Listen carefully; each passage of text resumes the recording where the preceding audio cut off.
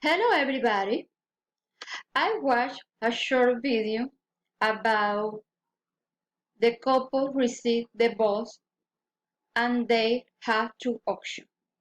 I answered the following question. What were some of the things they considered before deciding whether they would push the button? They considered the following things before push the button. They can pay their bill.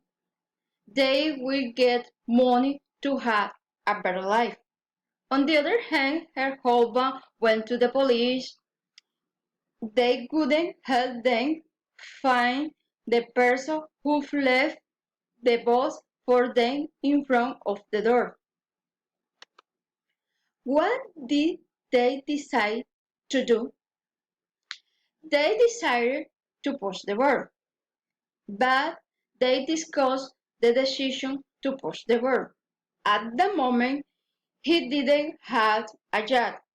If they decide to do, they will help to solve their economic problem. According to her, why did she do it? Because she loves her family. If she does, she will receive the money. If she did, she would protect her family and someone somewhere in the world. It was very difficult to do. What's your opinion in this situation? What's your opinion in three questions? Thank you for your attention.